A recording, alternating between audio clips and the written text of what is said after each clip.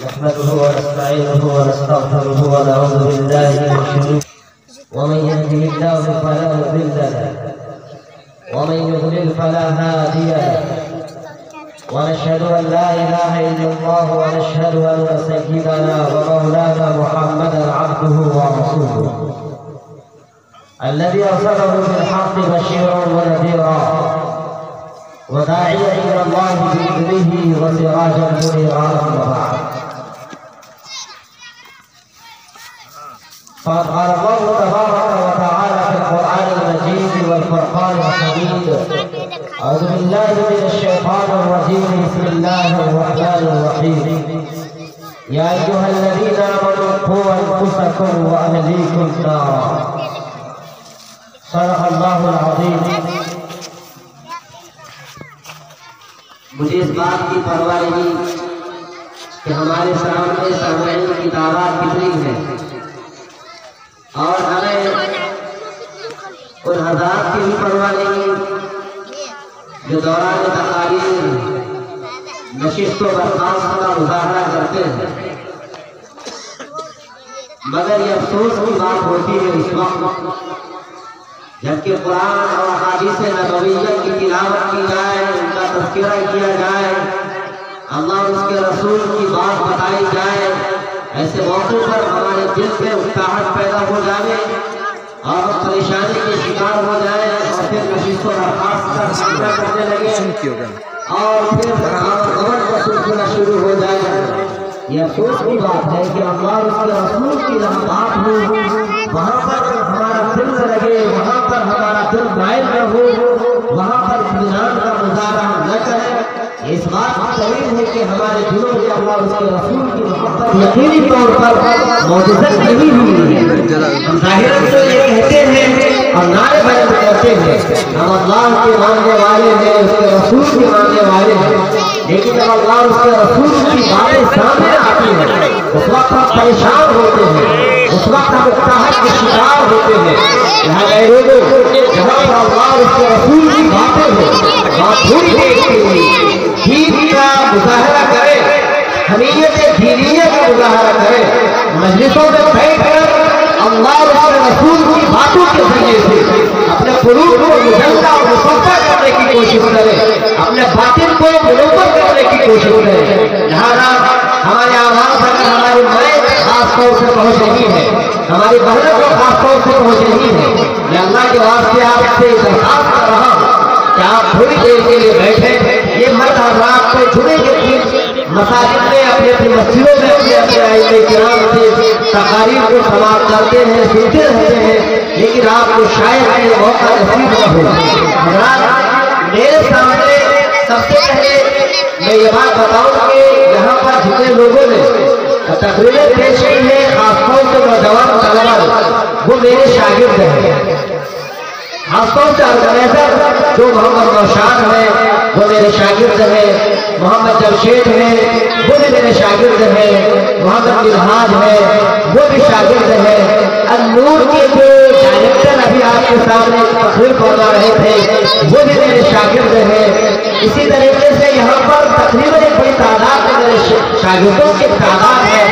मेरा दिल बाग़बान हो रहा और जबकि ये तमाम तलबा ये हमारे बूढ़े ये हमारी उम्र आपके सामने अपने दिल की बातें और जज्बात का इजहार करवा रहे थे।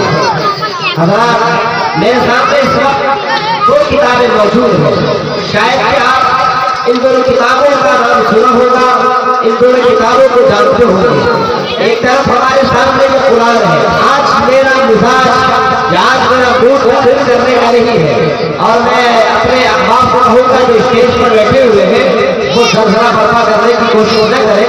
मुसलसल ये स्टेज झरझरे का शिकार है, ऐसा न हो कि हम भारत से नीचे गिर जाए और ये हमारी फैसली भी हो जाए, क्योंकि सामने वीडियो भी बन रही है और हमारी माँ और बहनों के हम मसाइल के शिकार न हो जाए। यार स्टेज पर आप बैठे हुए हैं, शांति का और सुकून का मुजाहरा करें, क्योंकि ये स्टेज आप इस लायक नहीं, नागर है, कमजोर है, ज़ईफ़ है, बेचारा का रुकू में पहुँच जाए, सजदे में पहुँच जाए। जो भी स्टेज पर बैठे हुए हैं इस बात का ख्याल रखें कि वो स्टेज पर ज्यादा हरकत का इजहार न करें। हज़रात, मैं आपसे दो बातें अर्ज़ करूँगा।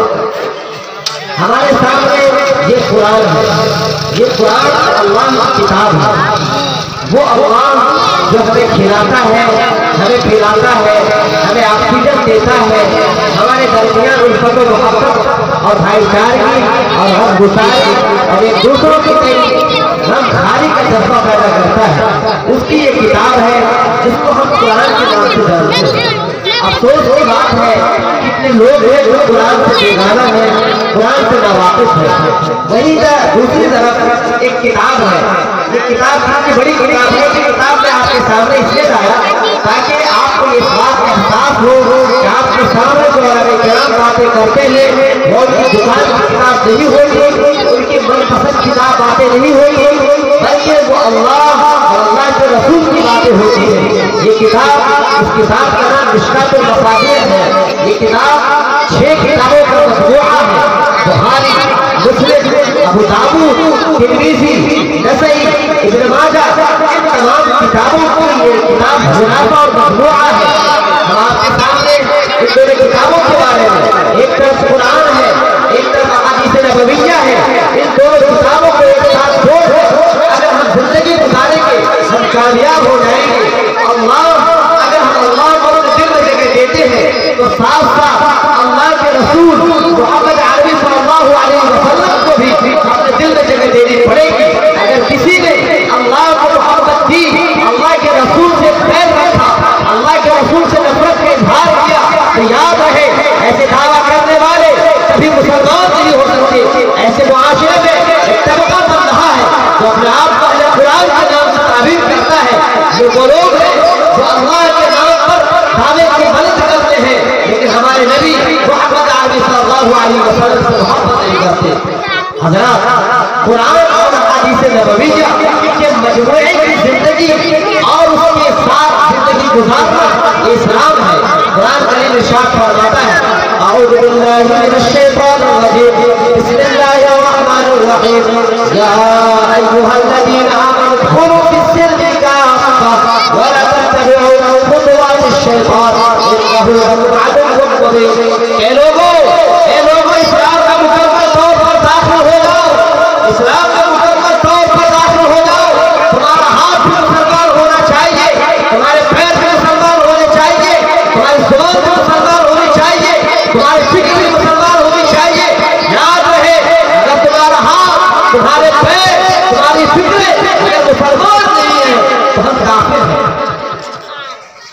हम जानवर हैं, बल्कि जानवर से भी दूसरे कुरान का इरशाद है, अऊज़ु बिल्लाहि मिनश शैतानिर रजीम, बिस्मिल्लाहिर रहमानिर रहीम, वलक़द ज़रअना लिजहन्नम कसीरन मिनल जिन्नि वल इंस लहुम क़ुलूबुन ला यफ़क़हूना बिहा व लहुम अ'युनुन ला युबसिरूना बिहा व लहुम आज़ानुन ला यस्मऊना बिहा उलाइका कल-अनआम बल हुम अज़ल उलाइका हुमुल गाफ़िलून।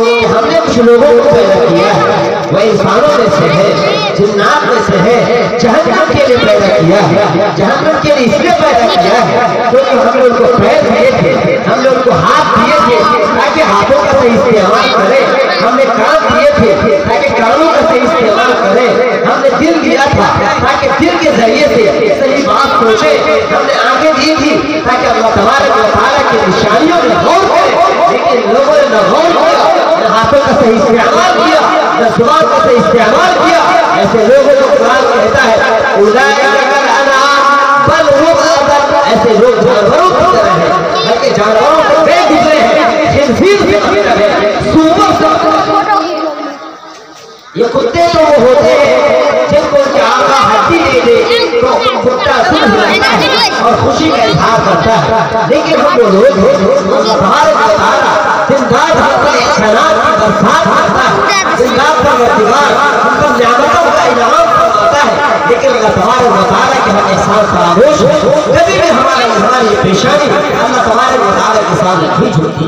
हज़रात, आज हमारा जो मुआशरा है फिक्रों का शिकार है, आग लगी है फितने की, जिस फितने में पूरा घर झुलस रहा है, बाप भी झुलस रहा है, बेटा भी झुलस रहा है, बेटी भी झुलस रही है, शौहर भी झुलस रहा है, बीवी भी झुलस रही है, हर घर तबाह हो चुका है।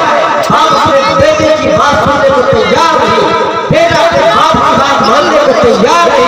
माँ बेटे के दरमियान इश्तिकाक है, इख्तिलाफ है, इख्तिलाफ है। वजह क्या है? हमने कुरान को छोड़ दिया। वजह क्या है? हमने हदीस को छोड़ दी। जबकि कुरान कहता है अऊज़ु बिल्लाहि मिनश शैतानिर रजीम बिस्मिल्लाहिर रहमानिर रहीम या अय्युहल्लज़ीना आमनू क़ू अनफुसकुम व अहलीकुम नार। ऐ लोगों, आपको जहन्नम की आग से बचाओ। और ऐ वो लोगों जिन्होंने नमाज की पाबंदी शुरू कर दी है, अपने बच्चों को भी नमाज पर कायम करो। ऐ वो लोगों जो मस्जिदों को आबाद करते हैं, अपने पड़ोसियों को भी दावत दो, अपने बच्चों को भी दावत दो, अपने नौजवानों को दावत दो, नौजवानों को दावत दो, नौजवानों को शरीयत से जोड़ो, नौजवानों को मसाजिद से जोड़ो, नौजवानों को अल्लाह से जोड़ो, नौजवानों को अल्लाह के रसूल से जोड़ो।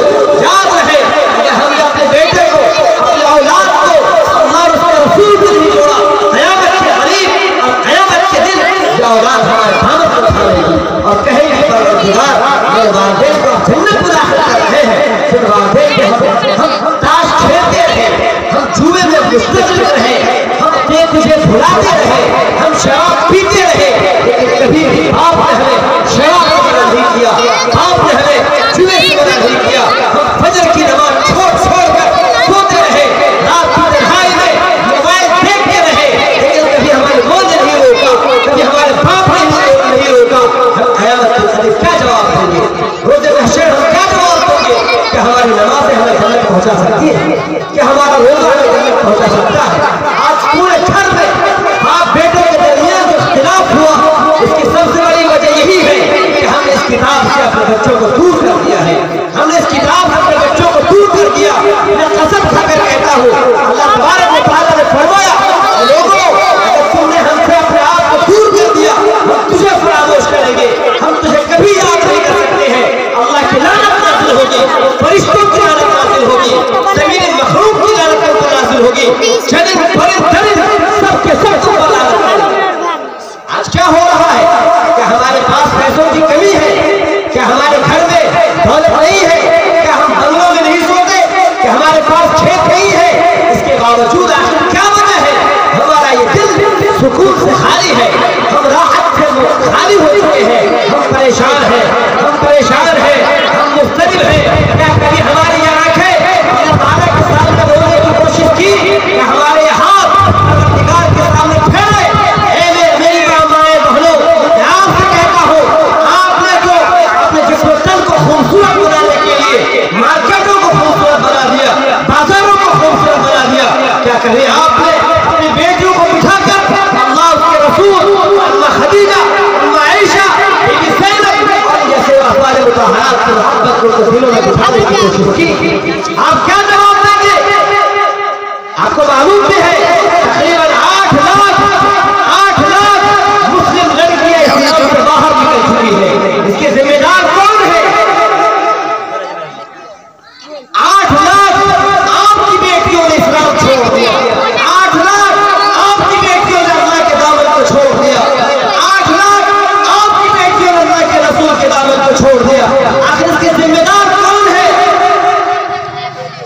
हमने अपने बच्चों को स्कूल को भेज दिया, अपने बच्चों को कॉलेजेस में भेज दिया। अगर हमारी बेटी अंग्रेजी ABC पढ़ती है तो हमें खुशी होती है और फख्र अपना चौड़ा करते हैं और कहते हैं मेरी बेटी अंग्रेजी बोलती है। क्या बेटी ने आपकी बेटी ने कभी कुरान की तिलावत की? क्या आपकी बेटी को खदीजा का नाम याद है? आपको मालूम होना चाहिए कौन बनेगा करोड़पति। वहां पर सवाल किया गया हमारे नबी मोहम्मद अरबी सल्लल्लाहु अलैहि वसल्लम कहाँ पैदा हुए? जवाब देने वाले जवाब दिया मथौर में पैदा हुए। जवाब क्या होना चाहिए था? सरजमीन मक्का में पैदा हुए। ये मुसलमानों का यह हाल है, मुसलमान नौजवानों का यह हाल है। क्या जवाब दोगे क़यामत के रोज़ जबकि हमारे नबी हमारे दामन को पकड़ेंगे? क्या जवाब दोगे क़यामत के रोज़? मेरी माँ बहनों, मैं आपसे कहता हूँ, जबकि बीबी फातिमा आपसे सवाल करेगी कि तुम मेरे बाप की उम्मती हो, मेरे बाप ने तुम्हारी रात की तन्हाइयों में आंसू बहाए थे, मेरे बाप ने अल्लाह के दरबार में तुम्हारे लिए हाथ फैलाए थे।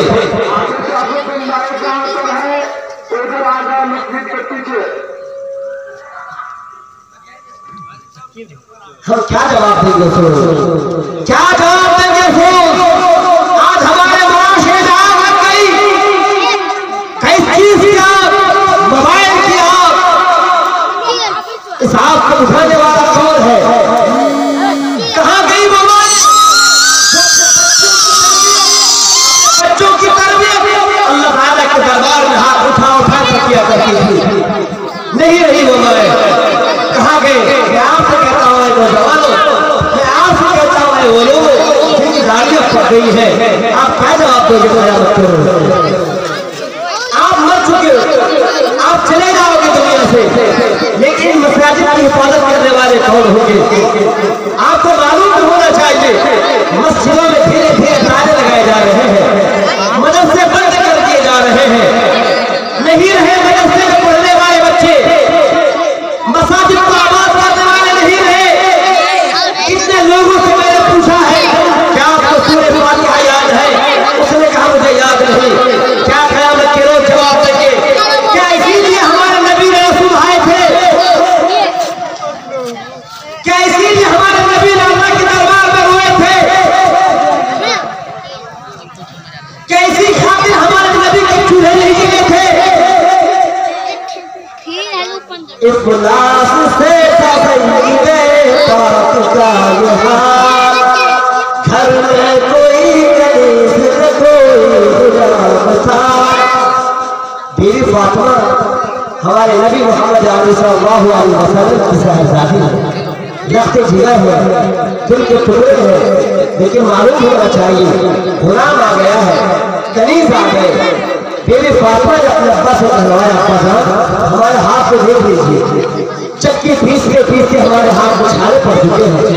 अब्बा जान एक गुलाब हमें दे दीजिए ना, अब्बा जान एक बांधी हमें दे दीजिए, अब्बा जान मेरे सीने को देख लीजिए, अब्बा जान मैं मशीना उठाती हूँ ना मेरे सीने में धक्का लग गया, दाग लग गया। अब्बा जान एक गुलाब हमें दे दीजिए, जो गुलाब पानी लाए मशीने में भरकर, जो करीब जो बांधी चक्की पीसे, अब्बा जान एक दे दीजिए ना। हमारे नबी मोहम्मद सल्लल्लाहु अलैहि वसल्लम ने क्या फरमाया? आज के वक्त में क्या होता है, या मुखिया हो या मेंबर हो या समिति हो या सरपंच हो, सबसे पहले अपने जहन्नम को भरने की कोशिश करते हैं, अपने घर को भरने की कोशिश करते हैं। हमारे नबी तो सारे जहान के शहंशाह थे, उन्होंने अपनी बेटी को क्या जवाब दिया? बेटी मक्के में मदीने में हर घर में जब तक गुलाम न बांट दूं, जब तक कनीज न बांट दूं, जब तक बांधी न बांट दूं, बेटी में तुम्हें अपना गुलाम नहीं दे सकता। बेटी तुम्हारे बेहतर ये है कि तुम सुभान अल्लाह अल्हम्दुलिल्लाह अल्लाहु अकबर पढ़ा करो। ये हमारे नबी मोहम्मद सल्लल्लाहु अलैहि वसल्लम की तरकीब हो रही है। हम क्या जवाब देंगे क़यामत के रोज? मैं आज आपके सामने तकरीर नहीं कर रहा हूँ, मैं आपके दिल से पूछ रहा हूँ। मुझे इस बात की फिक्र नहीं है ये मजमा कितना भरा हुआ है, लेकिन एक आदमी भी अगर यहाँ से हिदायत हो जाता है, एक आदमी भी अगर यहाँ से जाकर अपने बच्चों की तरबियत की फिक्र करता है, कसम खुदा की आज का इतिहास कामयाब है। आज आपको मालूम भी है ये बच्चे जो बिगड़ रहे हैं, मैं गोरखपुर में पढ़ाता हूँ, हर एक के पास बड़े बड़े मोबाइल, 10,000 के मोबाइल, 12,000 के मोबाइल। आखिर आपके कितने पैसे हैं? आपने मोबाइल देकर अपने दिल को खुश कर दिया, मेरा बेटा पढ़ रहा है, कसम खुदा के रातों रात आपका बेटा आपके मोबाइल में चलाता है और सुबह उठता है, नमाज छोड़ता है, गंजे में बैठ कर सोता है।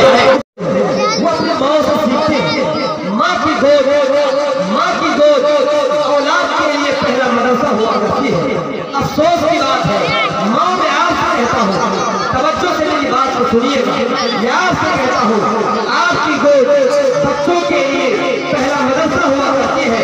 जब बच्चा आपकी गोद में होता है, आप उस वक्त दूसरों को गालियाँ देते हो, दूसरों की गिरफ्त करते हो, मोबाइल देखते हो, उस वक्त आप टीवी देखते हो और आप सोचते हो वो बेटा, वो बच्चा, वो बच्ची जो आपकी गोद में है वो असर नहीं ले रहा है, असर खुदा की वो बच्चा जैसा ले रहा है।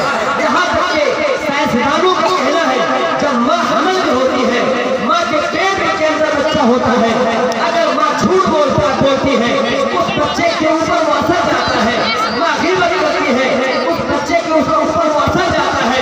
जब वो बच्चा पैदा होता है के बारे में आता है, जब वो पैदा हुए थे 5 पारे के मुहाफिज थे, 5 पारे के मुहाफिज थे। वजह पूछी गई तो पता चला उनकी वालिदा हमेशा कुरान की तिलावत करती थी। जब वो माँ की पेट में था, माँ तिलावत करती थी, कुरान की तिलावत करती थी, जिसकी वजह से अपने माँ के पेट में ढके हुए 5 पारे याद कर रहे हैं। आज हमारे माए जब वो हामिला होती है, वो ग़ीबत करती है, वो चुगली करती है, वो मोबाइल देखती है, वो व्हाट्सएप करती है, वो फेसबुक चलाती है, वो इंस्टाग्राम चलाती है। इससे भी बड़ी बात मैं आपको बताऊं, अपने शौहर से झगड़ा करती है, उसका असर आपके पेट में जो बच्चा है उसको जाता है। अल्लाह के वास्ते, अल्लाह के वास्ते अगर आप चाहते हैं आपका बच्चा वली आज़म बन जाए, आप चाहते हैं आपका बच्चा मुफ्ती बन जाए, कसम खुदा की, ए मेरी माँ आप झूठ बोलना बंद कर दो, ए मेरी माँ आप चोरी करना बंद कर दो, ए मेरी माँ आप ग़ीबत करना बंद कर दो। कसम खाकर कहता हूँ, अगर आपने अल्लाह के दरबार में हाथ उठाया, अल्लाह के दरबार में हाथ उठाया, परवरदिगार ये छोटा सा बच्चा है, ए अल्लाह इस बच्चे को मुफ्ती बना दे, बच्चे को वली बना दे, अल्लाह की कसम अल्लाह आपके बच्चे को इमाम आज़म बना देंगे, इमाम अबू हनीफा बनाएंगे, इमाम शाफी बनाएंगे, वक्त का सबसे बड़ा आलिम बना देंगे। लेकिन आपको तहीजा पड़ेगा। शेख खुदमुद्दीन बख्तियार काकी के बारे में आता है, जब वो 5 साल के बच्चे थे, उनके अम्मा ने उनसे कहा, बेटा जब तुम्हें भूख लगे हाथ फैलाओ, नमाज़ पढ़ो, रोटी मिलेगा। सुना खुदमुद्दीन बख्तियार काकी रहमतुल्लाह भूख अल्लाह के दरबार में खड़े होते थे, उधर ना रोटी रोटी थी, करते थे, तकिया उठाते थे, रोटी मिलती थी। बेटा ये समझता था, बेटा ये समझता था,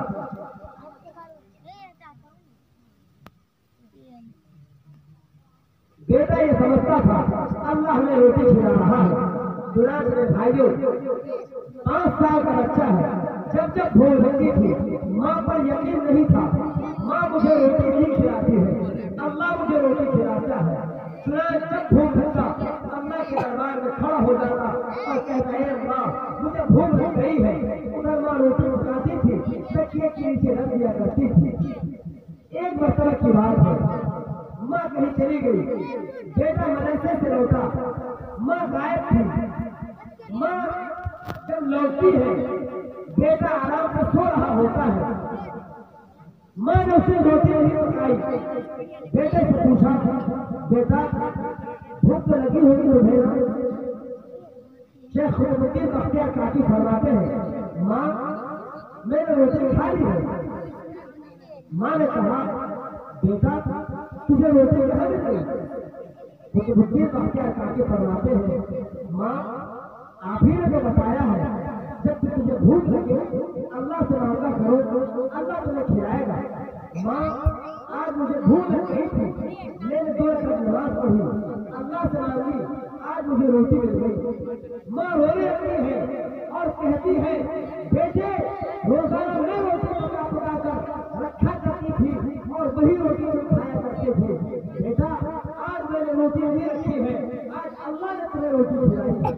मेरे भाइयों छोटा सा बच्चा है, उसका यकीन मजबूत किया जाता है। इसके बरखिलाफ माँ में आज से बात करता हूँ। एक बच्चा था जिसको फांसी पर चढ़ाया जा रहा था, बड़ा हो गया, एक डाकू लग गया, उसको फांसी पर लटकाया जा रहा था। उससे आखिरी ख्वाहिश पूछी गई, बताओ तुम्हारी क्या ख्वाहिश है? उसने कहा मेरी माँ को बुलाया जाए। माँ को बुलाया जाता है,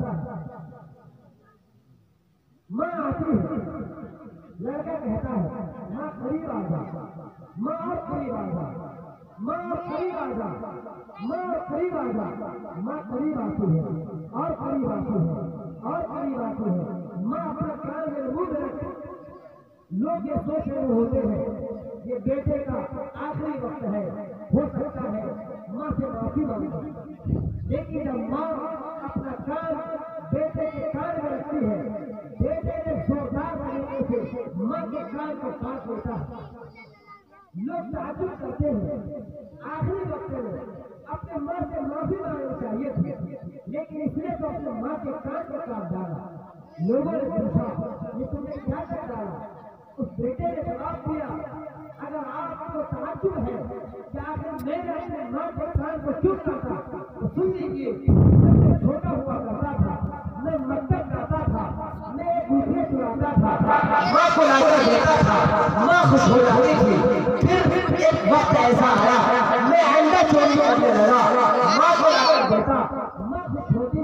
फिर मैंने मुर्गी चोरी किया, माँ को लाकर दिया, माँ खुश हो गई। मैं चोर बन गया, चोर से डाकू बन गया, अरे डाकू से बड़ा डाकू बन गया, सुल्ताना डाकू बन गया। और आज अगर मुझे फांसी पर लटकाया जा रहा है, वजह मेरी माँ है। अगर पहले ही दिन जिसने मेरे माँ को एक रुपया लाकर दिया था, अगर मेरी माँ ने मुझे मारा होता, मुझे मेरी माँ ने मुझे डांटा होता, तो आज मुझे फांसी पर नहीं लटकाया जाता। माँ आप अपने बच्चों की तरबियत नहीं करते हो ना, उनके हाथ में बड़ा मोबाइल दे देते हो और समझते कि बच्चा है। आपको मालूम होना चाहिए छोटे छोटे बच्चे भी मोबाइल से असर लेते हैं, लिहाजा माँ की जिम्मेदारी होती है। माँ मेरी माँ, ए मेरी बहनों, मैं आज आपसे कह रहा हूँ, आप मेरी बातों को गौर से सुने। मैं इन लोगों से नहीं कह रहा हूँ जो हमारे दरबार में बैठे हुए हैं। वजह क्या है? औलाद की तरबियत की जिम्मेदारी माँ की है। ए माँ, अगर तूने अपनी औलाद की तरबियत नहीं की तो याद रखो, कसम खुदा की, इस गिरजा में ये जो मस्जिद आबाद है, एक वक्त आएगा आपकी औलाद इन मसाजिद को बंद करवाएगी, इन मसाजिद पर ताला लगवाने का काम आपकी औलाद करेगी। अगर आप चाहते हो आपकी औलाद इन मसाजिद को बाकी रखे, कुरान करीम से मोहब्बत करे, अहादीस नबविय्या से मोहब्बत करे, माँ आपको तब्दील करना पड़ेगा पहले अपने को। आप झूठ बोलना छोड़ दो, झूठ बोलना छोड़ दो, अल्लाह के वास्ते झूठ बोलना छोड़ दो, झूठ बोलना छोड़ दो, गीबत करना छोड़ दो, गीबत करना छोड़ दो, चुगली करना छोड़ दो। अल्लाह तबारक व तआला शराबी को माफ कर सकता है, अल्लाह ताला बेनमाजी को माफ कर सकता है, अल्लाह ताला रोजा न रखने वाले को माफ कर सकता है, लेकिन अल्लाह तबारक व तआला कभी भी गीबत करने वाले को माफ नहीं फरमाएगा। अल्लाह तबारक व तआला कभी भी चुगली करने वाले को माफ नहीं फरमाएगा। माँ, तुम क्यों किसी की चुगली करती हो? तुम क्यों किसी की गीबत करती हो? आखिर कौन सा ऐसा इंसान है दुनिया में जिसके अंदर कोई बुराई ना हो? आप किसी की बुराई किसी गैर के सामने क्यों करते हो? आप क्या सोचते हो? अगर आप मेरी बुराई किसी के सामने कर दो तो क्या मेरी शान में कमी आ जाएगी? क्या मेरी इज्जत में कमी आ जाएगी? इज्जत देने वाले इसके बावजूद भी आप अपने बहनों की गीबत करती हो, अपने पड़ोसियों की गीबत करती हो। एक काम तो ये करना है बहनों, आप गीबत करना छोड़ दो, चोरी करना छोड़ दो, झूठ बोलना छोड़ दो, और अगर चाहते हो आपकी औलाद नेक करे, आपको 5 वक्त की नमाज पाबंदी से पढ़नी पड़ेगी। पढ़ेंगे इंशाअल्लाह, पढ़ेंगे इंशाअल्लाह। मेरी जो माँ बैठी हुई है, मैं उनसे पूछता हूँ, आप तो माशाअल्लाह पढ़ते ही हैं, जो मेरी माँ बैठी हुई है, क्या 5 वक्त की नमाज पाबंदी से पढ़ेंगे इंशाअल्लाह? मेरे तमाम माँ को इंशाअल्लाह आप दिल में रखेंगे, इंशाअल्लाह पाबंदी से 5 वक्त की नमाज पढ़ेंगे इंशाअल्लाह। याद रहे, अगर आप खुद नमाज पढ़ते हो, आपकी जो बहन नमाज नहीं पढ़ती है, उनको नमाज पढ़ाने की जिम्मेदारी आपकी है। मन आपके सामने अगर आपकी बहन नमाज पढ़ रही है, आपकी जिम्मेदारी आती है अपने बहन को एक और पैगाम मैं आपको देना चाहता हूँ, और ये पैगाम देकर मैं अपनी बात को मुकम्मल करूँगा। आज घरों में शौहर बीवी के दरमियान जो झगड़ा है वो बहुत खतरनाक और ये बहुत फकीर होता चला जा रहा है। शौहर और बीवी के दरमियान जो मोहब्बत होनी चाहिए, शादी जब तक नहीं हुई थी तो शौहर अपनी बीवी से कहा करता था, hi hi madam, girlfriend, how you, I am fine, I love you. शादी से पहले ये जुमले कहा करते थे। जब शादी हो गई, ये पेट्रोल था, ये भाग खेले, ये हटा नमक करे जरा अपने के लिए। शादी से पहले शौहर अपनी बीवी से कहता है, आप हो तो दिल निकाल कर रख दो, शादी के बाद आप उधर जाकर बैठो, इधर जाकर बैठता हूँ। यानी शौहर और बीवी के दरमियान नफरत पैदा होने लगती है। जिस नफरत की वजह से औलाद के दरमियान नफरत पैदा होती है, फिर वही औलाद जब बड़ी होती है अपनी औलाद से नफरत करती है, अपनी मौत से नफरत करती है। लिहाजा ये लोगों, ऐ शौहरों जिनके पास बीवियां हैं, अपनी बीवी से मोहब्बत करो। खुदा अपनी बीवी से मोहब्बत करो। मैं हाथ जोड़कर कहता हूँ, अपनी बीवी से मोहब्बत करो। वो बीवी बेचारी अपने घर को छोड़कर आपके पास आई है, उनके पास न बाप है न माँ है। आपके बाप को अपना बाप समझती है, आपकी माँ को अपनी माँ समझती है, और आप जुल्म उठाते हो। अगर नमक पड़ गया ज्यादा तो जुल्म उठाया, रोटी चल गई तो जुल्म उठाया, खाना वक्त पर न मिला जुल्म उठाया। मैं कसम खाकर कहता हूँ, आपकी बीवी आपके बगैर खाना नहीं खाती है। आप जब घर से जाते हो ना, आपकी बीवी आपके इंतजार में बैठी रहती है, और आप घर से बाहर जाते हो अपने दोस्तों के साथ, अपने यारों के साथ मदद मस्तियाँ करते हो, चाय पीते हो, होटलों में मस्तियाँ करते हो। लेकिन ये बेचारी बीवी घरों के अंदर है, वो इंतजार में है, मेरा शौहर अब आएगा, मेरा शौहर अब आएगा, मेरा शौहर अब आएगा। शौहर जब घर के अंदर दाखिल होता है, कहता है, कहाँ जागे, हिलने आगे, हाथ पकड़ो, लाठी हाथ, कहाँ से चप्पल, कहाँ से जूता, ये सब जुमले आपको होंगे। वो बेचारी बीवी आपके इंतजार में, वो शौक में बैठी रहती है, और आपकी जुबान की सख्तियाँ उनके दिल को तोड़ तोड़। अल्लाह के वास्ते, अल्लाह के वास्ते अपनी बीवियों से परहेज करो। अगर आपकी बीवी जवान थी, मोहब्बत करते थे, अगर बूढ़ी हो गई तब भी मोहब्बत करो।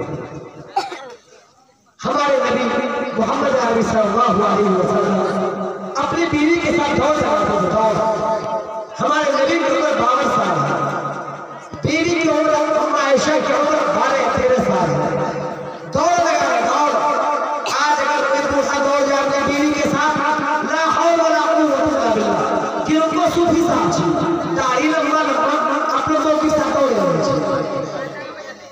हमारे नबी अपनी बीवी के साथ दौड़ लगा रहे हैं। पहली मर्तबा दौड़ लगाया, बीवी जीत गई, हमारे नबी हार गए। फिर कुछ साल के बाद दौड़ लगाया, हमारे नबी जीत गए और बीवी हार गई, अब आयशा हार गई। आज ये लोगों अपनी बीवियों के साथ क्यों नहीं यार मस्ती करते हो, क्यों नहीं मजे की बातें करते हो, क्यों नहीं मजाजा गुफ्तगू करते हो।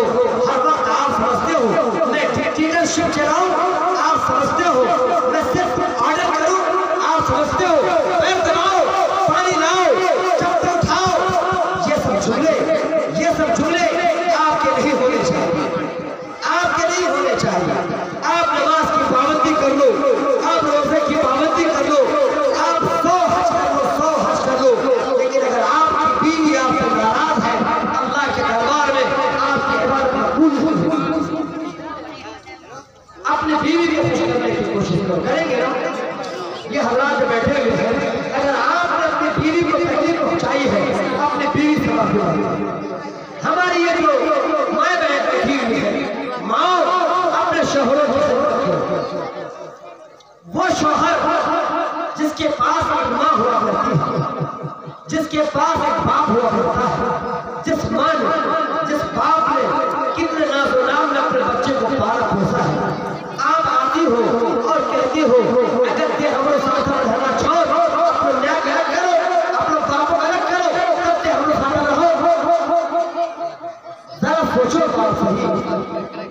वही शौहर जब छोटा था ना, उसकी माँ रात की तन्हाई में अपनी नींदों को कुर्बान करके अपने बच्चे के पेशाब पर सोया करती थी। और आज अगर उसकी शादी आपसे हो गई है, आप अपने बच्चे को क्या कर रहे हो? आपके आंखों में कभी आंसू नहीं आते? आपका दिल नहीं होता? वो बेचारी पूरी हो गई, ये आपका शौहर बड़ा हो गया ना, किस लिए पाला था, किस लिए पोसा था? इसीलिए क्या आप आ जाओगे इन बुढ़ियाओं को धक्का मार कर निकाल दिया जाए? कितने लोग हैं कसम खुदा के माशरे में जो मुझसे आकर कहते हैं मुफ्ती साहब मेरे बच्चे को बुलाकर समझा लीजिए, कसम खुदा की मेरे बहुत नाज़ हमने पाला था। धूप की चिलचिलाती धूप में अपने बेटे के लिए कुर्बानियां पेश की थी। आज मेरा बेटा डॉक्टर हो गया है, इंजीनियर हो गया है, आलिम हो गया है, बीवी मिल गई, धक्का मार दिया, पैसे नहीं दे रहे हैं। क्या जवाब दोगे नौजवानों, क्या जवाब दोगे? अगर आज भी आपके पास बाप है ना, आप जाओ माफी मांगो, माफी मांगो। अगर आपने अपने माँ से अपने बाप से माफी नहीं मांगी, आप हजारों हज कर लो, आपका हज आपके मुंहों पर मार दिया जाएगा। याद रहे, आपकी नमाज आपके मुंहों पर मार दी जाएगी। ऐसी नमाज से क्या फायदा? ऐसे लोगों से क्या फायदा? रात की तन्हाई में आपका बाप रो रहा है, अल्लाह मैंने इसीलिए अपने इस बेटे को जन्म दिया था, आज मुझे घर से बाहर धक्का मार दिया गया। क्या जवाब दोगे? लिहाजा ए मेरी माँ, आप सास की भी खिदमत करो, ससुर की भी खिदमत करो। एक आखिरी पैगाम और दिया हूं, ये बार बार पर्ची आ रही है, वक्त से पकड़ बात आ गए। एक पैगाम देकर मैं अपनी बात को मुकम्मल करता हूँ। हमारे मुफ्ती साहब का अलीपुर खिताब, बस एक पैगाम। हज़रात, आज मैं जाती तौर पर अपने आप से भी वादा लूंगा और आपसे भी वादा लूंगा। 8 लाख मुस्लिम लड़कियां इस्लाम को छोड़ गई, इस्लाम से निकल गई। वजह बताओ ने क्या है? वजह बताओ ने क्या है? आज हमने शादी को महंगा कर दिया, आज हमने शादी को महंगा कर दिया, जहेज देना हमने लाज़िम कर दिया।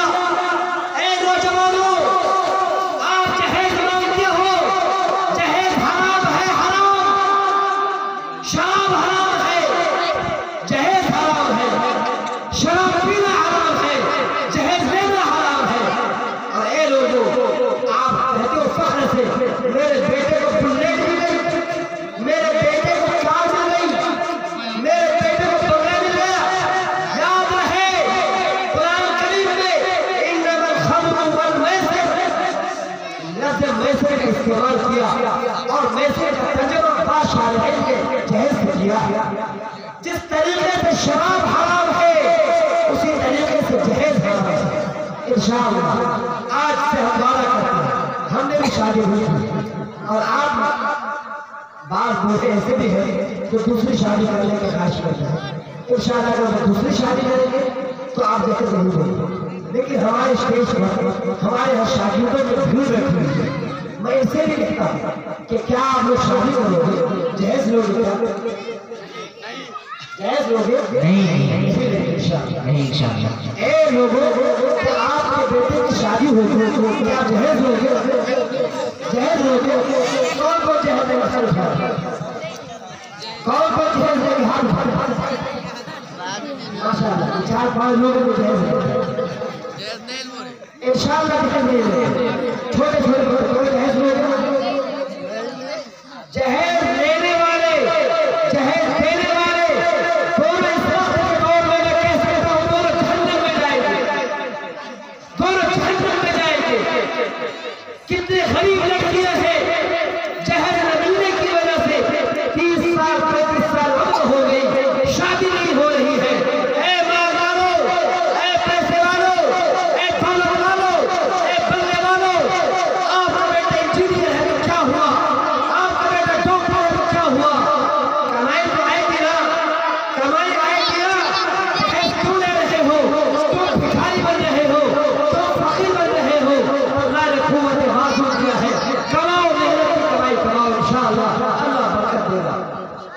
इंशाअल्लाह चंद बातें थी। नंबर 1, शौहर बीवी के दरमियान मेल मिलाप होगा इंशाअल्लाह। हमारी माएँ क्या आप लोग झूठ धीरज चुगली से बचेंगे ना इंशाअल्लाह? आप लोग दिल में बोलो इंशाअल्लाह। क्या हम लोग 5 वक्त की नमाज पाबंदी से पढ़ेंगे ना इंशाअल्लाह? क्या हम लोग जहज लेंगे ना इंशाअल्लाह? बोलेंगे इंशाअल्लाह। आज मैं जाती तौर पर वादा करता हूँ, मैं मोहम्मद इंतखाब नदवी, अगर मेरे बारे में पता चल जाए कि इंतखाब नदवी ने जहेज लिया है, आपको इजाजत देता हूँ मेरे घर आइए और सिले आप मुझे रुसवा कर दीजिए, इसके लिए तैयार हूँ। और इंशाअल्लाह मैं ये काम जाती तौर पर करूँगा। और हमारे स्टेट में जो शादी हजरात है, इनकी भी शादी में अगर मेरी शिरकत होती है, उसी वक्त शिरकत होगी जबकि जहेज इंशाअल्लाह। आखिर में मैं ममनून मशकूर हूँ अपने अज़ीज़ान के, बिलख़ुसूस जिन्होंने बड़ी कद्दूकानिश के साथ इस प्रोग्राम को सजाया, और हमारे भाई तहसीन जिन्होंने काफ़ी मेहनतों के बाद इस प्रोग्राम को खूबसूरत बनाया है, जिन्होंने अपने बच्चों को आरास्ता किया, तैयार किया। मेरे भाइयों, एक दरखास्त करता हूँ यहाँ पे भाई शहाबुद्दीन भाई, बस एक बात होगा, ये है कि ये जो हजरात है जो पढ़ाते हैं आपके बच्चों को, 150 रुपये देते हैं, 200 रुपये देते हैं, अल्लाह के वास्ते आपके पास पैसे हैं, आप दिन भर में कितने 5 चला लेते हो, कितने गुटके खा लेते हो, अगर आप रोजाना 9 ग्राम से रहो सुबह और शाम, जब आप खाने में और पतीले में चावल डालते हो, सुबह एक मुट्ठी अलग कर लो, शाम एक मुट्ठी अलग कर लो, 30 दिन में 7 मुट्ठियाँ जमा होगी। 7 मुट्ठी जब भेजोगे ना तब उसकी कीमत 300 रुपये होगी। इंशाअल्लाह 300 रुपये आपके पास इंशाअल्लाह आपका बच्चा अच्छा नहीं पड़ेगा। अल्लाह तबारक व तआला